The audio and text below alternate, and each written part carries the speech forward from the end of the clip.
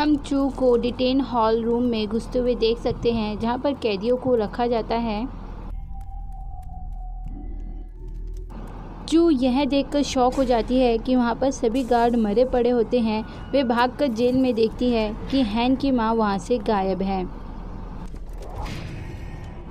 फिर चू को पीछे से किसी चीज़ के जाने का एहसास होता है। फिर चू उस चीज़ का पीछा करने लगती है। रुको, कौन है वहाँ? तुम्हारी हिम्मत कैसी हुई यहाँ आने की? वो उसका पीछा करने लगती है। अचानक वह भागने वाला शख्स रुक जाता है। जैसे ही वो शख्स घूमकर अपना शक्ल चू को दिखाता है, चू बिल्कुल शॉक हो जाती है। वह कहती है, क्या तुम चेस महात्मा चेंगजी बाई हो? वह शख्स हंसते हुए कहता है, बेशक मैं हूँ। कैसी हो तुम? चू अभी भी शौक में होती है। क्या तुम सच में ज़िंदा हो? चेंगजी कहता है, कितना गंदा जोक मारती हो तुम। क्या मैं मुर्दा दिखता हूँ? चू चेंगजी बाई के पास आते हुए कहती है, मैं मान ही नहीं सकती कि तुम चेस महात्मा हो, क्योंकि जब 10 साल पहले चेस महात्मा गायब हो गए थे तब उनकी उम्र 70 से ज़्यादा थी। अब उनकी उम्र 80 से ज़्यादा होगी। चेंगजी बाई कहता है, अच्छा, किसी को देखकर जज नहीं करना चाहिए। मेरे ख्याल से तुम तो 40-45 की होगी, लेकिन तुम्हारे सफ़ेद बालों से तुम तो 70 साल की बुढ़िया लगती हो। चू को गुस्सा आ जाता है, अपना मुंह बंद रखो। फिर चेंगजी बाई कहता है, तुमने हैन की माँ को, हालांकि उसके पाप को माफ़ नहीं किया जा सकता, फिर भी 10 सालों से कैद में रखा और उसको टॉर्चर किया। अब क्यों उसको मारना चाहती हो?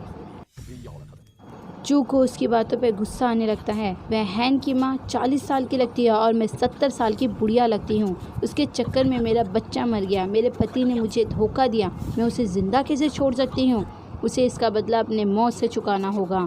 अगर तुम उसे बचाने आए हो तो मैं तुम्हें भी ज़िंदा नहीं छोड़ूंगी। चू लड़ना शुरू कर देती है। चेंगजी बाई उसको समझाने की कोशिश करता है। बदले की आग में लोग अंधे हो जाते हैं। चू, तुम्हें होश में आना होगा। कुछ भी हो, मैं तो उसको बचाऊंगा, कहकर वे वहाँ से चला जाता है। चू गुस्से में गुर्राने लगती है। इधर हम मैन को आते हुए देखते हैं। वे गिरे हुए लाशों को देखता हुआ आता है। जब वह हैन को बेहोश देखता है वह घबरा जाता है। मैन कहता है, हैन को क्या हुआ? ये मोरोंग रिप्लाई देता है, she is fine. Demon girl ने बेहोश कर दिया था, जल्दी उसको होश आ जाएगा। फिर ये मोरोंग कहता है, सोचा नहीं था हंटिंग दल खजाना चुराना चाहते हैं। क्या तुमने अपना काम किया? मैन कहता है, मैं अभी तालाब के पास से होकर आया हूँ। तालाब उबलना शुरू हो गया है, बस चांद का निकलना बाकी है। उधर हैन को होश आ जाता है। फिर वह एक्टिंग करती है।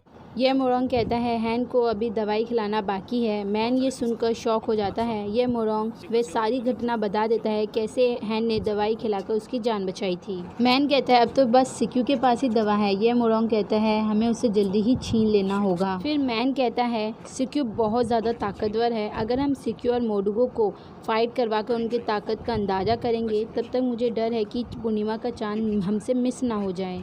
यह मोरोंग पूछता है, फिर तुम्हारा क्या प्लान है? मैन अपना प्लान बताता है। एक काम करते हैं, मैं हैन को अपने साथ ले जाता हूँ। सिक्यू मेरे ऊपर भरोसा करता है तो मैं उससे दवा लेकर हैन को खिला दूंगा।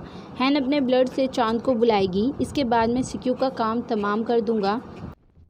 यह मोरोंग खुश हो जाता है। मुझे तुम्हारा आइडिया बहुत ज़्यादा अच्छा लगा। दूसरी तरफ शियाओ उनकी सारी बातें सुन लेती है। शियाओ भागकर वहाँ से सिक्यू के पास जाने लगती है।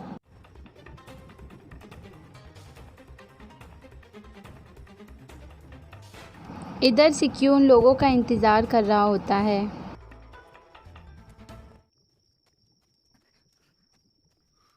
शियाओ को अकेले आता देखकर सिक्यू उससे पूछता है, मैन और हैन कहाँ पर है?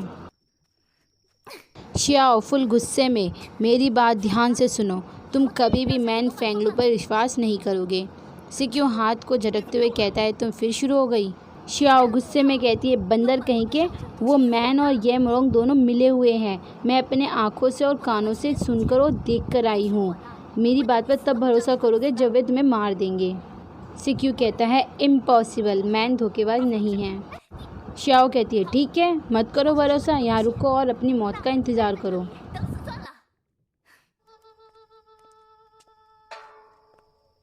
दूसरी तरफ मैन हैन को गोदी में लेकर आ रहा होता है।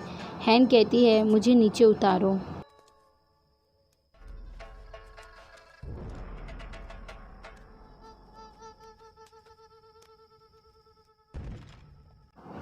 मैन उदास होकर कहता है, मेरे ख्याल से तुमने सब कुछ सुन लिया।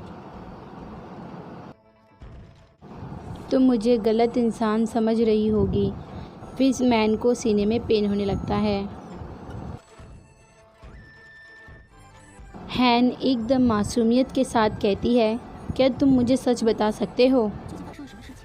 बेचारा मैन मायूस होकर कहता है, मुझे माफ़ करना, मैं तुम्हें बता नहीं सकता, बस मैं तुम्हें सही सलामत देखना चाहता हूँ।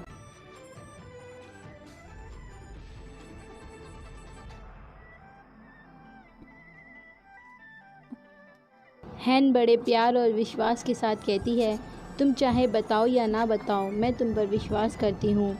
मुझे पता है तुम मेरे दोस्त फैंग ही हो। मैन खुशी से हैन को गले लगा लेता है। बस मुझ पर भरोसा करना, मैं हमेशा करूँगी। उधर सिक्यू साफ शब्दों में कहता है, इम्पॉसिबल, मैं तुम पर क्यों विश्वास करूँ? एक तो श्याओ को समझ नहीं आता कि इसे मैं कैसे समझाऊँ। श्याओ कहती है, मैं ही पागल हूँ ना जो तुम्हारी चिंता कर रही हूँ। शिक्यू कहता है, चिंता मत करो।